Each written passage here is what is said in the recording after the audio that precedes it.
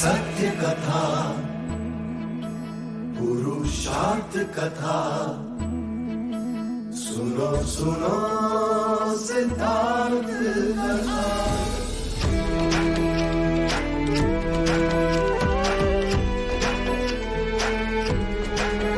संसार में दुख का कारण क्या, संताप शोक का निवारण क्या।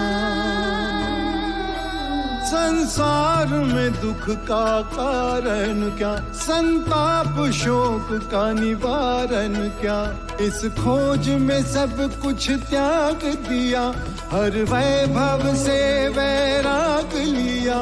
वो सृष्टि से संयुक्त हुए, सिद्धार्थ से गौतम बुद्ध हुए।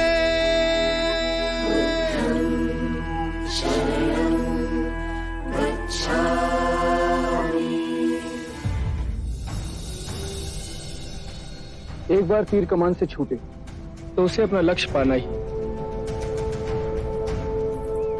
ज्येष्ठ सिद्धार्थ भी यही कहते थे।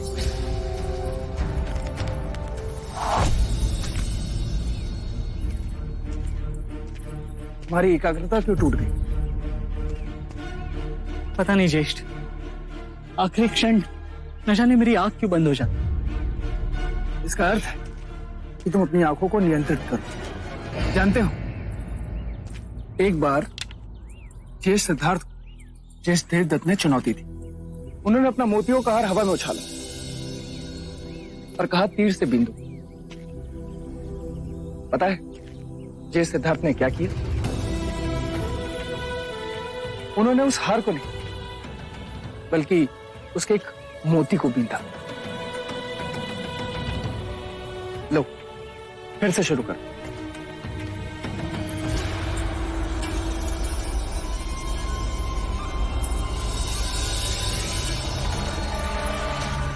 विभावरी, एक बात तो बताओ, यदि तुमने अपने दाहिने हाथ से पूजा की थाली पकड़ी हुई हो तो क्या तुम उसी दाहिने हाथ से पूजा कर पाओगी? मैं समझी नहीं दीदी, इतनी ना समझी। अब मेरा कहने का ये मतलब है कि तुम्हारे दोनों हाथ दाहिने हाथ ही तो है, एक नंद तो दूसरा महाराणा। मानती हूँ कि नंद को महादेवी प्रजापति ने जन्म दिया है, परंतु पालने वाली तो तुम, और जन्म देने वाली से पालने वाली का औहदा बहुत ऊंचा होता है। तो मैं अरे पगली, आज नहीं तो कल राजमाता होने का सुख तो तुम्हें ही भोगना। बस सिर्फ इतना ध्यान अवश्य रखना कि राहुल उस राजगद्दी पे ना बैठे। ये कैसी अटपटी बात हुई दीदी? आप फिर से कोई उल्टा पाठ पढ़ा रही हैं ना? अरे नहीं नहीं, मैं तो तुम्हारे भले के लिए ही सोच रही थी। इस विषय को यहीं समाप्त करते हैं दीदी। कौन शाक्यों के सिंहासन पे बैठेगा, इसका निर्णय स्वयं महाराज को करने दीजिए। तुमने तो मेरी मुंह की बात छीन ली विभावरी। मैं भी तो यही कह रही थी कि शाक्य सिंहासन पर कौन बैठेगा इसका चुनाव महाराज ही करेंगे, और वो ना तो राजा अमितोदन के पुत्र होंगे और ना ही राजा द्रोणदन के, है ना? वाह, क्या बात है, क्या निशाना था, शाबाश। राजगद्दी पर कौन बैठेगा उसका चुनाव तो तय ही समझो, परंतु मैंने तुमसे जो कुछ भी कहा विभावरी, उस बात पर विचार अवश्य करना।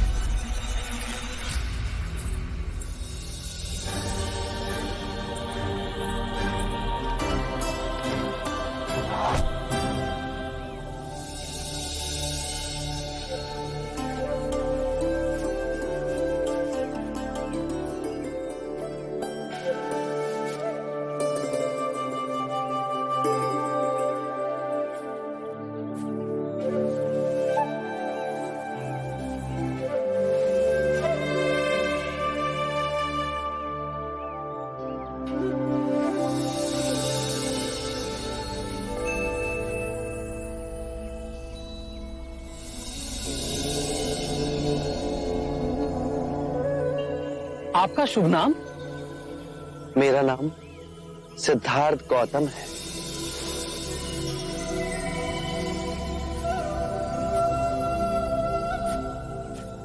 आपके मुख पर इतना तेज कैसे?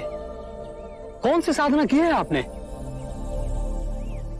मैंने मुक्ति का मार्ग खोज लिया है। अच्छा, तो आपके गुरु कौन है? वैसे तो ज्ञान मैंने आचार्य कौंडिन्य, आचार्य अलार कलाम और आचार्य उद्रक रामपुत्र से पाया है, पर मैं इन तीनों को जानता हूं।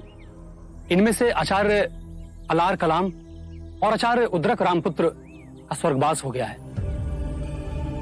पर आचार्य कौंडिन्य अभी भी अपने साथियों के साथ काशी के समीप ऋषिपत्तन के मृगदाय में हैं। मेरा प्रश्न यह है कि उनमें से किसने आपको यह मुक्ति का मार्ग दिखाया? किसी ने नहीं। इस निर्जन पथ पर मैं अकेला ही चला, अपना दीपक स्वयं बना। कह सकते हो मेरा कोई गुरु नहीं। आप असत्य कह रहे हैं। बिना गुरु ज्ञान नहीं मिलता। आप अपने गुरु से उनका श्रेय छीन रहे हैं। परम सत्य की खोज तो अकेले ही होती है और उसका अनुभव स्वयं को ही करना होता है, और जो मिलता है वो इतना सरल और शुभ सत्य है। इसी क्षण मुक्ति है, इसी क्षण मोक्ष है। आप वेद और उपनिषद को नकार रहे हैं। अगर ये सब इतना सरल होता, इतनी साधारण सी बात होती, तो क्यों हमारे ऋषि मुनि सारा जीवन तप में गला देते?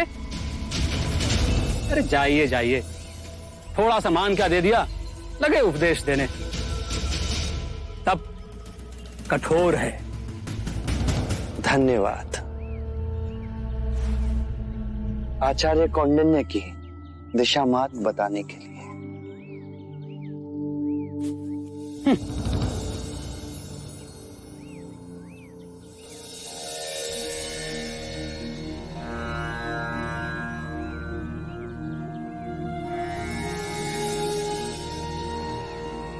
गुरुदेव, ध्यान खंडित क्यों होता है?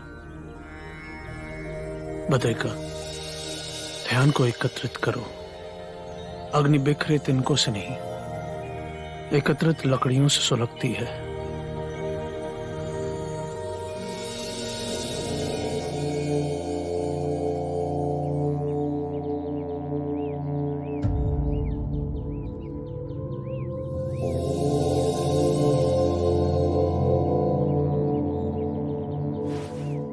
ऐसी आभा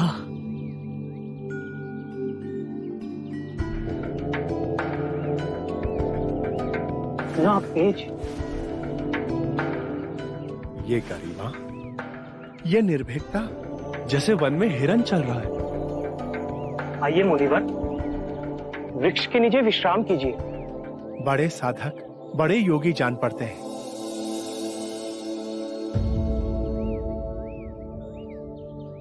सिद्धार्थ, तुम? वही पथभ्रष्ट सिद्धार्थ। हम तक आने का कष्ट क्यों किया? मैंने मुक्ति का मार्ग खोज लिया है। अब परम आनंद के द्वार खुल गए। अब ये निधि सबकी है। इससे मुझे सारे निद्रा में बेहोश लोगों को जगाना है, चैतन्य करना है। जिसने तपस्या छोड़ दी हो, उसे परम ज्ञान उपलब्ध हुआ। अन्न खाया, सामान्य लोगों की संगति की।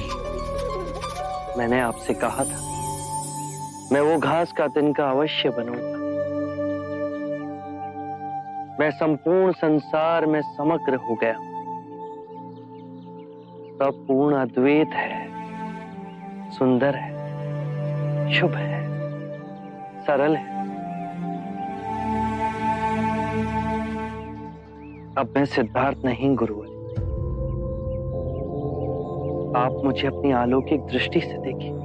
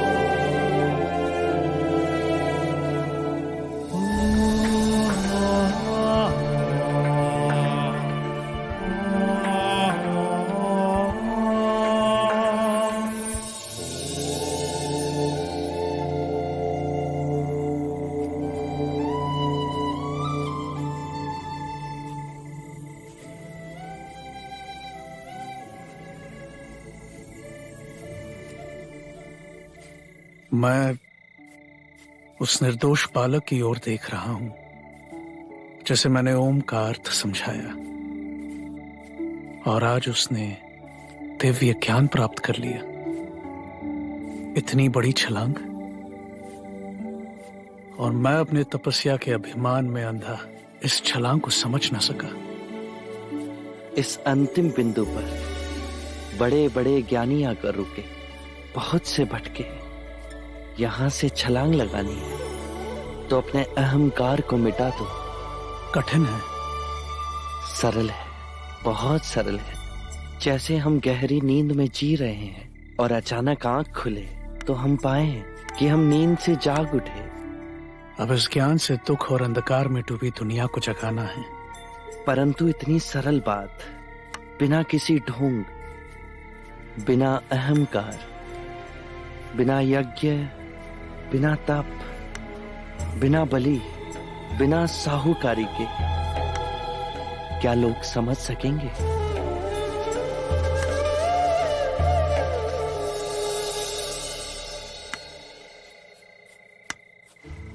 नहीं, ये पत्ता मत खाओ, ये पत्ता विषैला है।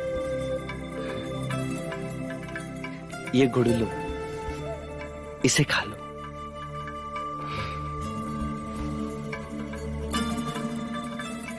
करुणावश उस शिखर से उतरकर आप हम लोगों के पास आए, इस मार्ग और उसका अनुभव सारी मानवता तक पहुंचाने। कर्म के चक्र से मुक्ति का मार्ग मुझे इंगित किया जाएगा इस पहिए से।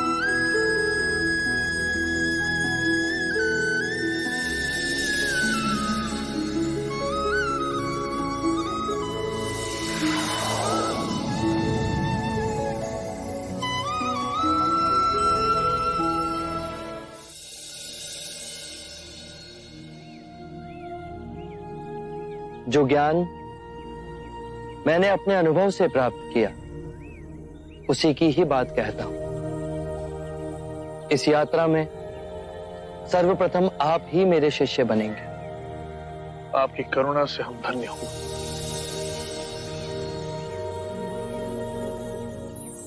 अज्ञान ही दुख, भ्रम, चिंता को जन्म देता है। लोभ, क्रोध, अभिमान, दुविधा, ईर्ष्या, भय इसी अज्ञान की संतान है। माया का खेल विपरीत का है, दो रूपों का है। मध्य में ही रहो, धूमकेतु तारे की तरह। ना शरीर को सुखाओ, ना उसकी वासना को चारा खिलाओ। मध्य में ही केंद्रित रहो। जब हम माया के द्वैत रूप को पहचान लेते हैं, तब सब दुख, चिंता समाप्त हो जाती है। तब हमारे अंदर प्रेम और स्वीकृति का भाव जागृत होता है, जो मूल में एक ही भाव है। इस ज्ञान के बाद हम किसी से घृणा नहीं करते, ऐसे व्यक्ति से भी नहीं जो हमसे क्रूरता करता है।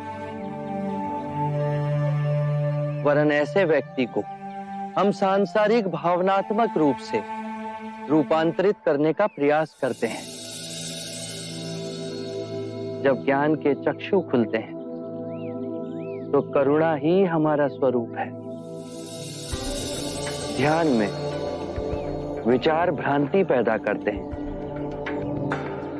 बुद्धि ने सत्य को विषय और वस्तु में विभाजित कर दिया है, मैं और तुम में बांट दिया है। और इस विभाजन ने जीवन को समझने में भूल की।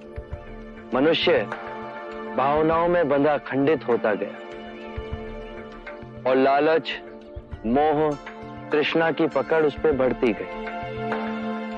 जन्म से वृद्धावस्था के चक्र, बीमारी और मृत्यु का भय उसके मन के चारों ओर बनी दीवार को और प्रबल करते गए। इसीलिए इस भ्रम को ही दूर करो। एक बार ये भ्रम टूट जाए तो जीवन कारावास में नहीं, स्वतंत्रता में जिया जा सकता है। शील, समाधि, प्रज्ञा से 4 आर्य सत्य हैं। 1, जब तक सृष्टि रहेगी दुख मनुष्य के साथ छाया बनकर चलेगा। 2, इस दुख के कारण है किसी वस्तु को स्वयं से पकड़ के रखना। जो वस्तु क्षणभंगुर है तो मार्ग क्या हो? 3, मुक्ति के लिए विवेक जागना आवश्यक है। स्वयं को केंद्रित करो। जो आए, चाहे दुख की सूचना या आनंद की परछाई, इसके बीच स्वयं को स्थिर रखो। 4, इस मार्ग पे दुख के बंधन टूटेंगे और परम सत्य की उपलब्धि होगी। ये मार्ग क्या हो? यह अष्टांग मार्ग है। इसके माध्यम से सम्यक ज्ञान, सम्यक विचार, सम्यक वाणी, सम्यक कर्म, सम्यक जीवन व्यापन, सम्यक प्रयास, सम्यक चेतना और एकाग्रता संभव होती है।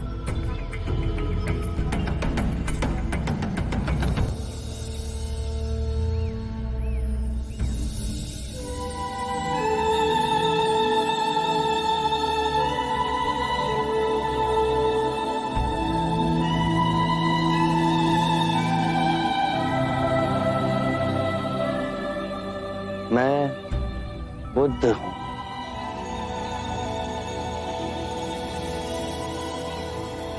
बुद्धं शरणं गच्छामि।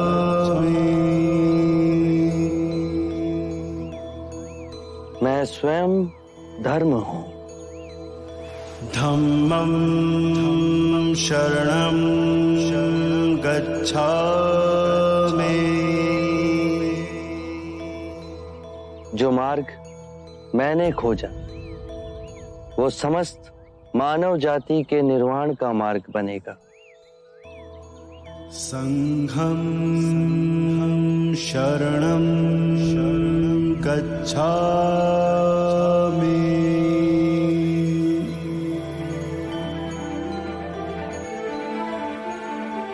बुद्धं शरणं गच्छामि, धम्मं शरणं गच्छामि, संघं शरणं गच्छामि, बुद्धं शरणं गच्छामि।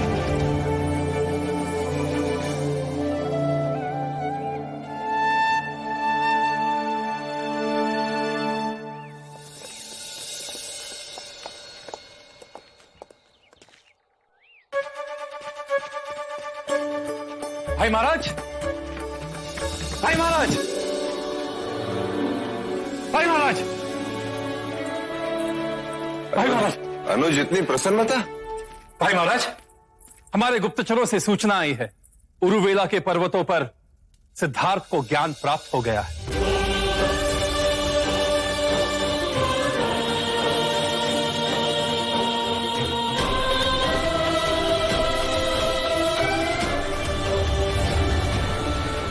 परम सत्य को पा लिया है इस वीरों के वीर ने।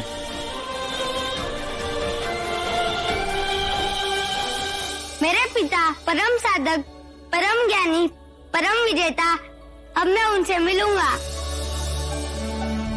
मैंने कहा था ना तुमसे, हमारे पिता घर आएंगे।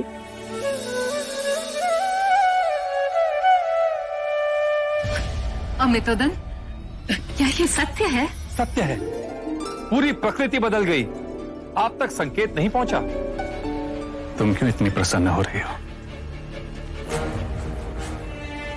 प्रसन्नता की तो बात है आज।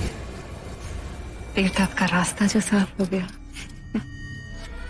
अब बहुत शीघ्र मेरा देव महाराज का सिंहासन भी ग्रहण कर लेगा। सुना आपने?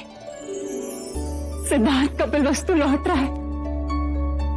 मेरे सिद्धार्थ ने अपने प्रश्नों के उत्तर पा लिए। धन्य हुआ मैं जो ऐसा पुत्र मुझे मिला। अब वो कपिल वस्तु आएगा और कौशल नरेश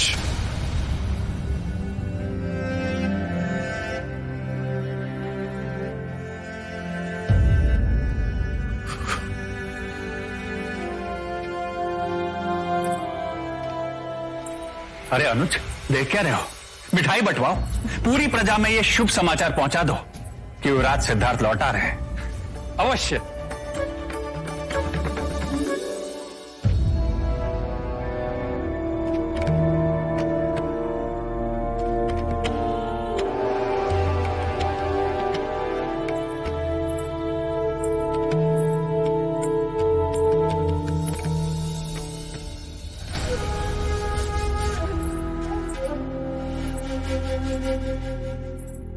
महाराज, क्या हुआ?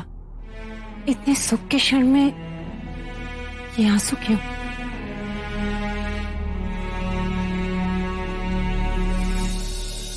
प्रजा मेरे आनंद में स्वार्थ का मैल मिल गया है।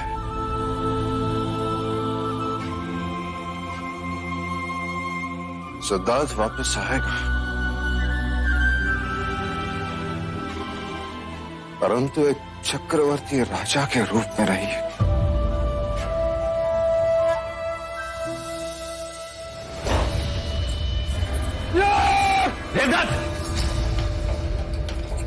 मती मारी गई है तुम्हारी? ऐसा तूफान क्यों मचा के रखा है? पुत्र, अभी तो खुशियां मनाने का समय है। फिर किस बात की खुशी? सिद्धार्थ के वापस लौट के आने की खुशी। परंतु अब सिद्धार्थ के आने से तुम्हें किस बात का भय है? वो तो सन्यासी बन के आएगा।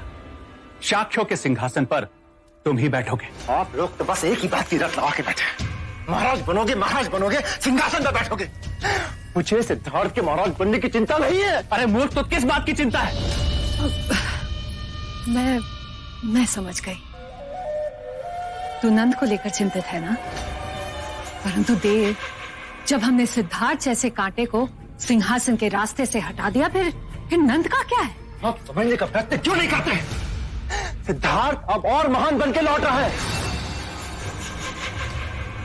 कहीं कपिला वस्तु में ही आश्रम लगा के बैठ गया तो बहुत अच्छी बात होगी। यदि सिद्धार्थ ने यहीं पे आश्रम बना दिया तो महाराज के सीने पे सांप लौटेंगे और वो पहले से अधिक दुखी होंगे। नहीं, आप फिर भी नहीं समझ रहे हैं। यदि मैं महाराज बन भी गया तो सिद्धार्थ के सामने 2 कौड़ी का मूल्य होगा मेरा। शाक्यों का दरबार राजमहल में नहीं, आश्रम में लगेगा।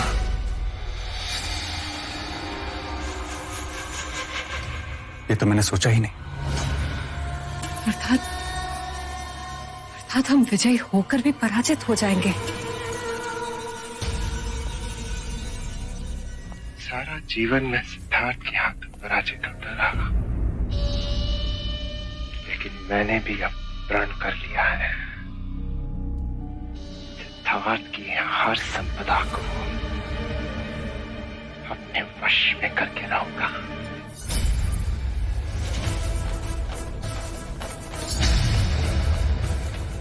वो जो उसको अपने प्राणों से भी अधिक प्रिय है,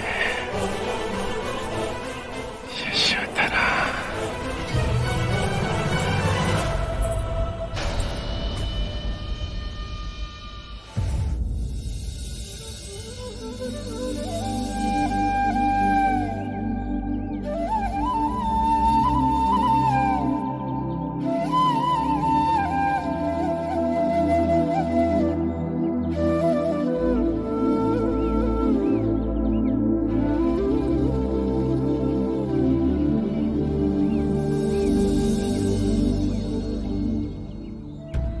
जैसे मकड़ी एक एक तार अपने अंदर से निकाल सुंदर जाल बुनती है, उसी प्रकार प्रकृति ने अपनी चेतना के धागों से इस सुंदर सृष्टि का सर्जन किया।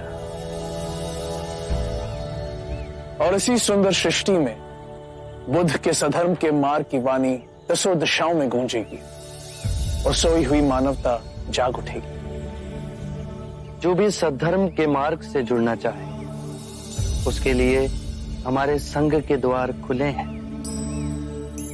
फिर वो चाहे किसी भी वर्ण का ही क्यों ना हो, कोई भेदभाव नहीं होगा। ये अद्भुत क्रांति है शाक्य मुनि। सदियों से मनुष्य ने मनुष्य को धन, जाति, लिंग के आधार पर उत्पीड़ित किया। अब सब समान होंगे।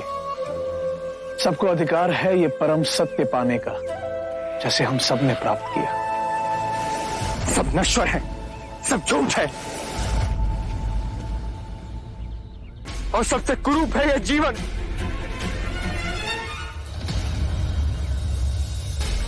छोड़िए मुझे, छोड़िए, छोड़िए, छोड़िए मुझे। आप होते कौन है मुझे रोकने वाले? मेरे जीवन पर स्वयं मेरा अधिकार है।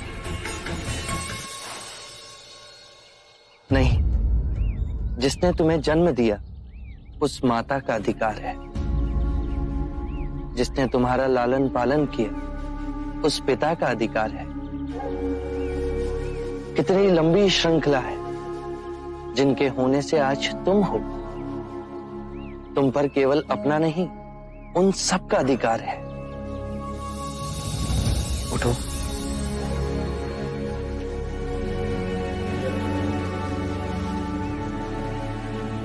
क्षणिक आवेग था मन का, अब वो शांत हुआ? क्षणिक नहीं, जीवन में सब कुछ पाया। सुख, धन, ऐश्वर्य, काम वासनाओं की तुष्टि, और वो सब क्षणिक था। जब भी अपने अंदर देखा तो एक बहुत ही गहन अंधकार पाया, बहुत ही गहरी पीड़ा पाई और बहुत ही सूना बन पाया। जीवन जीने का कोई अर्थ ही नहीं रहा। इच्छा जब तड़पती है तो हमें लगता है कि जब वो पूर्ण होगी तो हम तृप्त हो जाएंगे, पर जैसे ही इच्छा पूर्ण होती है हमारा मन फिर से सूनेपन से भर जाता है। जानते हो क्यों? जब इच्छा की कामना थी तो वो स्वप्न था। जब इच्छा पूर्ण हुई तो अंतर समझ गया कि ये भी स्वप्न ही है। एक क्षण ना पकड़ सके और हाथों से फिसल गया। तो क्या इस जीवन में कुछ भी अनश्वर नहीं है? बाहर के सुखों को भोगने की कामना से अतृप्त रहो। बाहर दौड़ने से कुछ नहीं होगा। जीवन से घबरा, उसे नकारने से कुछ नहीं होगा। अपनी जीवन यात्रा अंतर की दिशा में मोड़नी होगी।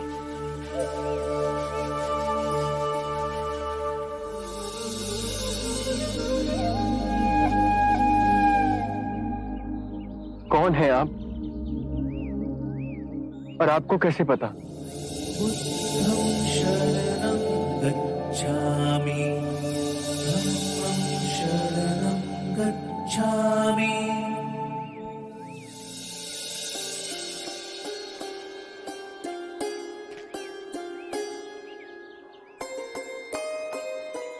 मैंने आपसे सुंदर व्यक्ति आज तक नहीं देखा। इतनी देर मैं तुम्हारे पास ही खड़ा था पर तुम मुझे देख ना सके। तुम्हारी आंखें अंधी होकर हर ओर केवल अंधकार ही देखना चाहती थी। मनुष्य अपने मन में जैसी चाहे वैसी दुनिया को देख सकता है। सत्य है, आप महात्मा हैं। मैं दुखी हूं अपने अंतर मन से। मेरा नाम यश है। एक धनी वैश्य परिवार में मेरा जन्म हुआ। जीवन में किसी भी बात की कमी नहीं थी। मैंने हर सुख भोगा, वासनाओं की पूर्ति करता रहा, पर अंतर ही अंदर मेरा मन घुटता रहा। मैं और नीरस होता गया। कितने मनुष्य हैं जो कि शारीरिक रोगों से पीड़ित है, धन के अभाव से पीड़ित है, अन्याय से पीड़ित हैं, पर उतने ही मनुष्य मानसिक रोगों से भी पीड़ित हैं। चारों ओर देखो यश,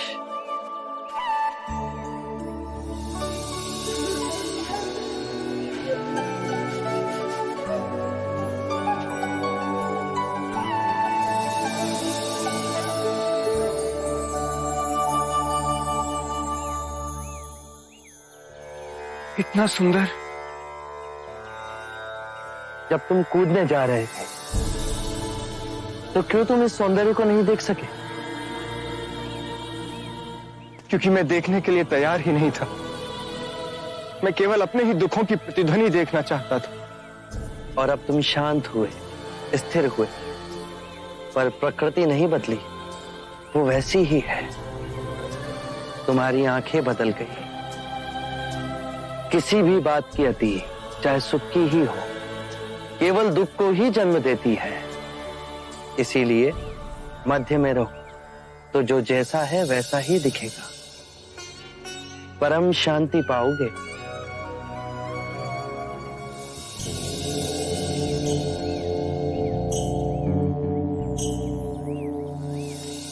क्या आप मुझे अपना अनुयायी बनाएंगे? हमारा जीवन सादगी से जुड़ा है। धरती हमारा बिछौना है और जो भिक्षा में मिले वही हमारा भोजन। जहां वैभव नहीं, विवेक हो, मैं उस तप के लिए तैयार हूं।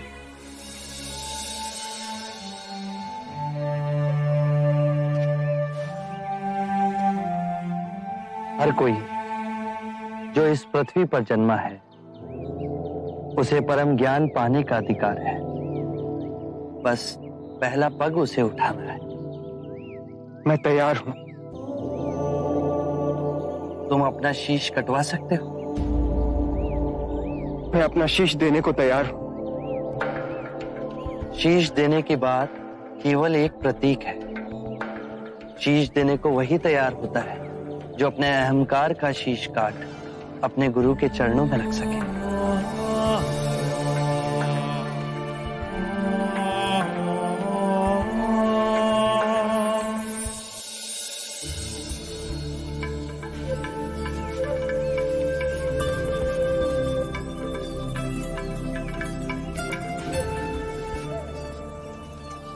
माँ, माँ, माँ, माँ।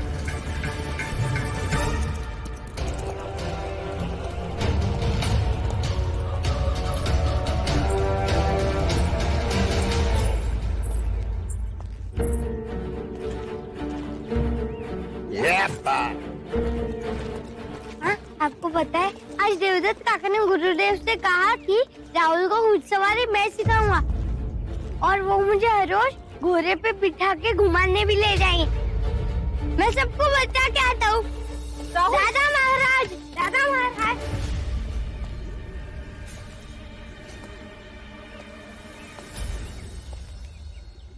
लो, मुंह मीठा करो। सिद्धार्थ के आने की खुशी। तुम और खुश? तुम्हें तो शोक मनाना चाहिए। क्यों? मैं क्यों शोक मनाऊं? 6 वर्षों से जिस बात को लगातार दोहरा रहा हूं उसे यथार्थ देखने का मजा तो अब आएगा। देवी यशोधरा, क्या सोच रही है यार? कि सिद्धार्थ आ रहा है? हाँ? कहना क्या चाहते हो? बेचारी यशोधरा अपने पति की प्रतीक्षा में सती बन गई, पर पति नहीं, सन्यासी लौटेगा। हमारा संबंध केवल शरीर का नहीं, मन और आत्मा का है। तुम जैसे के लिए समझना ये असंभव है। क्यों भरे यौवन में वैधव्य योग काट रही हो यशोधरा? तुम्हारा प्रेमी तो अब भी तुम्हारे पास है।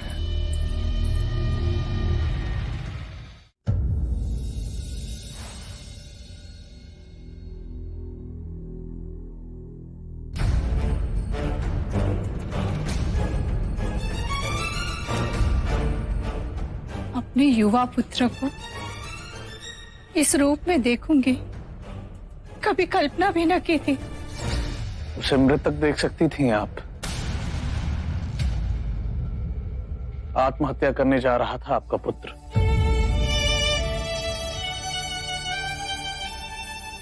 इसके प्राण बचाने के लिए आपका बहुत बहुत आभार।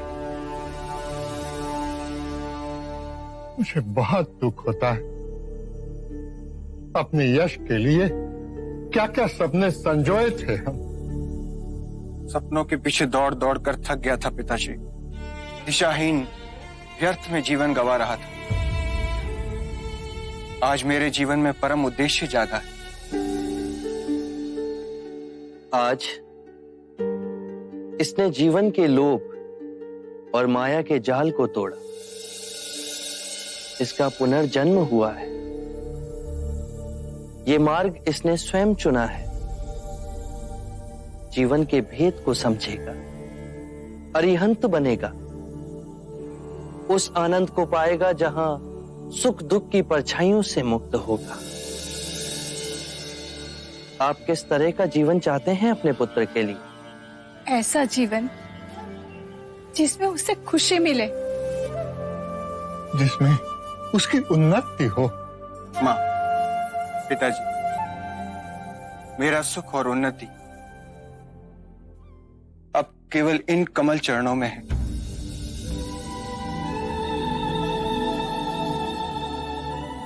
मुझे आज्ञा दीजिए।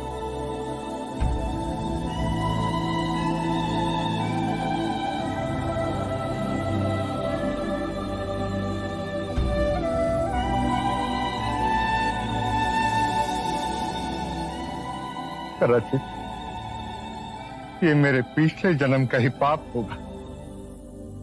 आपका पुण्य क्यों नहीं? इतनी सदियों से हम अपने पाप दूसरों पर दोषारोपित करते गए। इसमें ग्रंथ और पंडित सहायक बने। हमने यज्ञ करवाए, बलियां दिलवाई। मैं कहता हूं बस तुम स्वयं ही पाप का कारण हो और तुम स्वयं ही मुक्ति का द्वार बन सकते हो।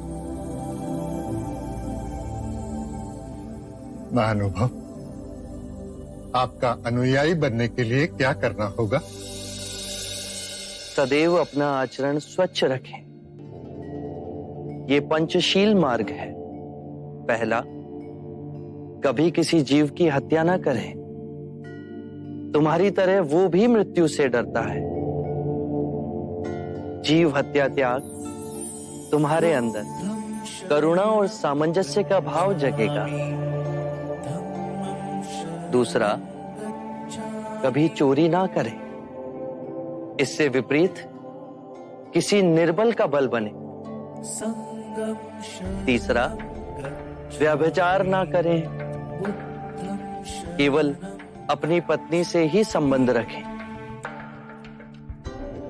चौथा, कभी असत्य ना बोलें। ऐसे वचन ना बोलें जो सत्य को तोड़ते मरोड़ते हों।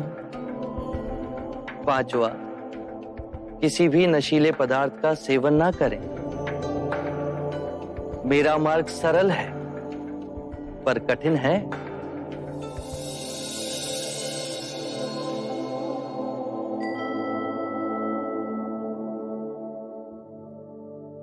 आपकी हर बात हमारे जैसे सामान्य लोग भी समझ पा रहे हैं। क्या मैं और मेरे पति आपके भिक्षु बन सकते हैं? मैं ये नहीं कहता।